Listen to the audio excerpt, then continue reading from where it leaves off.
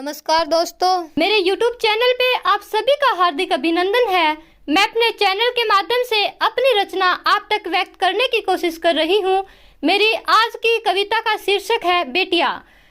तो जो ये बेटियों के ऊपर कविता लिखने का जो विचार मेरे मन में आया, वो आजकल हम समाज में जो देखते हैं, जो सुनते हैं, आस पड़ोस से सुनते हैं, दोस्तों से सुनते हैं या अपने घरों में भी कई बार सुनते हैं, उन सब चीज़ों से आया है। और हाल ही में जो कोलकाता डॉक्टर केस हुआ है, तो बहुत सारी चीज़ें ऐसी हैं जो सब देख करके मेरे मन में विचार आया कि क्यों ना मैं एक कविता लिखूं बेटियों पे। और आपने एक चीज़ देखी होगी कि कई बार बेटी को शादी के बाद जो ससुराल वाले होते हैं वो बहुत बुरे मिल जाते हैं। कई बार ऐसा होता है। तो जब वो कॉल करके अपने भाई बहनों को या फिर अपने माता पिता को या दोस्तों को, किसी को भी शेयर करती है, बताती है, तो उसको एक चीज बोला जाता है कि तू लड़की है, एडजस्ट करना पड़ेगा, खुद को बदलना पड़ेगा। क्या ये सारा एडजस्ट, क्या ये सब कुछ बदलना सिर्फ एक बेटी के लिए ही जरूरी होता है क्या? बहुत दुख होता है ऐसी चीजें देख करके। तो इन सब को देखते हुए मैंने अपनी कविता लिखने की कोशिश की है। तो मेरी जो कविता की पहली पंक्ति है वो कुछ इस प्रकार से है कि विधाता ने बेटियों का सृजन कर एक नई सृष्टि का सूत्रपात किया। विधाता ने बेटियों का सृजन कर एक नई सृष्टि का सूत्रपात किया। कोमल भावनाओं का अतिरेक और ममता की प्रतिमूर्ति को साकार किया। कोमल भावनाओं का अतिरेक और ममता की प्रतिमूर्ति को साकार किया। वैसे तो जो बंदिशें होती हैं, जो रोक टोक होती हैं, वो सिर्फ बेटियों पे होती हैं। बेटों को तो कोई कुछ नहीं बोलता।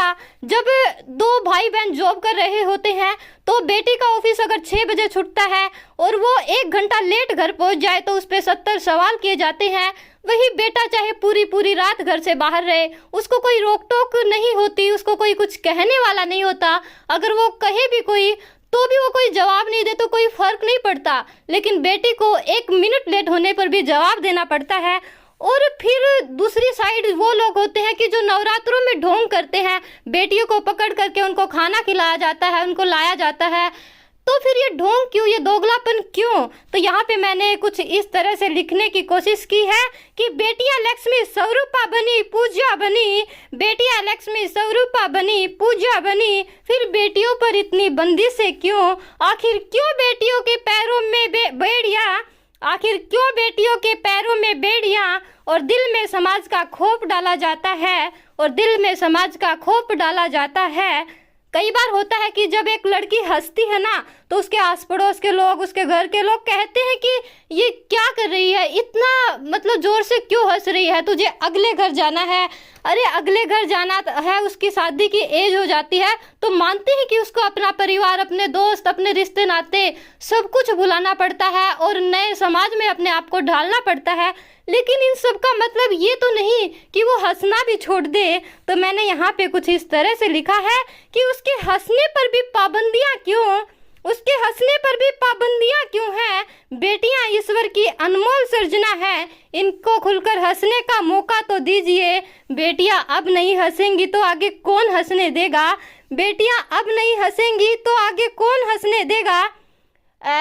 और अगली जो पंक्ति है मेरी, वो बहुत ही मतलब एक हकीकत को लेकर के है। शायद कुछ लोग उसको बर्दाश्त कर पाए, कुछ ना कर पाए। और मैं यहाँ पे किसी को टारगेट नहीं कर रही, लेकिन 70-80% मैं मानती हूँ कि ये चीज़ें हकीकत में होती हैं। जैसे जब एक लड़की पैदा होती है तो समाज के लिए वो भले ही कुछ हो, मतलब पराया धन है या जो भी उसको कहा जाता है, लेकिन एक माता पिता के लिए बेटी बहुत कुछ होती है। माँ बाप का संसार होती है बेटी। जैसे उदाहरण के लिए एक भाई बहन होते हैं मान लो, तो जब उन दोनों की शादी की उम्र हो जाती है और शादी कर दी जाती है, तो जो भाई होता है, जो लड़का होता है, वो अपने बच्चों के साथ में, अपने परिवार के साथ में खुश रहता है। जहाँ भी जॉब करता है वहाँ अपने परिवार के साथ रह रहा होता है। उसको कोई फर्क नहीं पड़ रहा होता कि उसके माँ बाप कैसे हैं, कैसे रह रहे हैं, उनके मन में क्या विचार चल रहे हैं। वही जो एक बेटी होती है उसकी भी शादी कर दी जाती है और वो ससुराल में दुनिया भर की जिम्मेदारियां, अपने सास ससुर की, ननंद की, या फिर अपने बच्चों की, अपने पति की, हर जिम्मेदारियों को उठाते हुए और कुछ तो नौकरी भी करते हुए अपने माता पिता का भी सोचती है। एक बेटी अपने ससुराल वालों से, पूरे ससुराल वालों से लड़ जाएगी, लेकिन अपनी माँ से, अपने पिता से बात किए बिना नहीं रह सकती। मतलब एक बेटी जो होती है वो जब तक 2-3 घंटे अपनी माँ से रोज बात ना कर ले शायद वो चैन से सो ना सके। और एक पिता से जब उसको खरोच तक आ जाए ना एक पिता को, और जब अगर बुखार भी हो जाता है पापा को, तो बेटी अपने पापा से तो बात कर लेती है, उसके बाद वो अपने घर का जो मंदिर होता है उसमें बैठ जाएगी और अपनी आंखों से, उसकी आंखों से पता नहीं किस तरह से आंसू बहते रहेंगे और वो भगवान से अरदास करती रहेगी कि हे भगवान आप मेरे पापा को ठीक कर दो, भले ही आप मुझे उनके बदले में कुछ भी कर दो, मुझे बुखार दे दो, मुझे ये कर दो। तो जो एक बेटी होती है वो हकीकत में मतलब मम्मी पापा की दुनिया होती है और ये हकीकत है। तो बहुत मुश्किल से मैंने यहाँ पे अपने शब्दों को समेटने की कोशिश की है। कुछ इस तरह से लिखा है यहाँ पे मैंने कि बेटियां माँ की लाडली माँ का संसार होती हैं, बेटियां माँ की लाडली माँ का संसार होती हैं, बेटियां अपने पापा का दुलार होती हैं, बेटियां अपने पापा का दुलार होती हैं। इतनी सुकोमल कि जरा सी बात पर रो देती हैं, इतनी सुकोमल कि जरा सी बात पर रो देती हैं, अपनेपन का भाव सदा मन में लिए रहती हैं। घर की इज्जत और माँ बाप की शान होती हैं, घर की इज्जत और माँ बाप की शान होती हैं। बरसों से इन्हें पराया धन कहा जाता रहा, बरसों से इन्हें पराया धन कहा जाता रहा है। बात बात पर सौतेलो सा व्यवहार होता है, दिन भर कोल्लू के बैल की तरह पिसती हैं, अपनी इच्छाओं को मन में दबा कर रखती हैं, अपनी इच्छाओं को मन में दबा कर रखती हैं, पर कभी आहट तक नहीं भरती। यकीनन बेटियां पापा की परी होती हैं, यकीनन बेटियां पापा की परी होती हैं। जिस दिन लड़की पैदा होती है तो उसी दिन से उसको कहा जाता है कि पराया धन पैदा हुआ है और अब तो मतलब दूसरे घर की है। ये इस तरह की बातें उसके बारे में हमेशा से ही कही जाती हैं। तो यहाँ पे मैंने कुछ इस तरह से लिखा है कि जन्म कहीं और मौत किसी और दर पर, जन्म कहीं और मौत किसी और दर पर, फिर भी पराए धन कहलाती हैं, फिर भी पराए धन कहलाती हैं। अरे जरा सोचो बेटियां एक घर की नहीं 2-2 घरों की शान होती हैं। अरे जरा सोचो बेटियां एक घर की नहीं 2-2 घरों की शान होती हैं। फिर भी बेटियों का अपना कोई घर नहीं होता, फिर भी बेटियों का अपना कोई घर नहीं होता।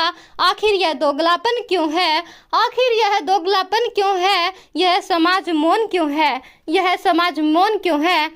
अगर हम रामायण महाभारत को देखें तो वहाँ पे भी सीता की परीक्षा ली गई, द्रौपदी के साथ वस्त्र हरण हुआ। तो जहाँ भी देखें हमेशा जो नाइंसाफ़ी है वो सिर्फ बेटियों के साथ ही होती आई जा रही है। जहाँ मानते हैं कि सीता जी अकेली रही थी अशोक वाटिका में, लेकिन भगवान श्री राम प्रभु भी तो अकेले रहे थे वन में। तो उनकी परीक्षा, उनके ऊपर संदेह क्यों नहीं किया गया? क्यों हमेशा जो भी संदेह होता है वो बेटियों पे ही किया जाता है? क्यों बेटों को कुछ नहीं कहा जाता, उन पे कोई संदेह नहीं किया जाता? वो चाहे कुछ भी करे, अच्छा करे बुरा करे, लेकिन बेटियों पे हजारों सवाल उठाए जाते हैं। तो यहाँ पे मैंने कुछ इस तरह से लिखा है कि समाज की दोहरी सोच का दंश सिर्फ बेटियां ही क्यों झेलती हैं, समाज की दोहरी सोच का दंश सिर्फ बेटियां ही क्यों झेलती हैं। बाहर अकेले जाने पर पाबंदी, नौकरी के लिए बंदी से और अपनी मर्जी की मालकिन नहीं। ऐसा समाज, ऐसी सोच कब बदलेगी? क्या बेटी 21वीं सदी में भी द्वापर और त्रेता सा दुख झेलेगी? क्या बेटी 21वीं सदी में भी द्वापर और त्रेता सा दुख झेलेगी? लास्ट में एक पंक्ति के माध्यम से मैं अपने शब्दों को विराम देना चाहूंगी। धिक्कार है ऐसी सोच पर समाज के ठेकेदार कब जागेंगे, धिक्कार है ऐसी सोच पर समाज के ठेकेदार कब जागेंगे। कब तक जुल्मों की इंतहा होगी, कब तक जुल्मों की इंतहा होगी। बेटी ससुराल और घर की खाई से कब बाहर निकलेगी, कब बाहर निकलेगी। आखिर कब बेटी अपने वजूद को पाएगी, आखिर कब बेटी अपने वजूद को पाएगी। धन्यवाद दोस्तों। अगर आपको मेरी कविता पसंद आई हो तो कृपया करके लाइक करें, कमेंट करें और मेरे चैनल को सब्सक्राइब करें और अधिक से अधिक शेयर करें। धन्यवाद।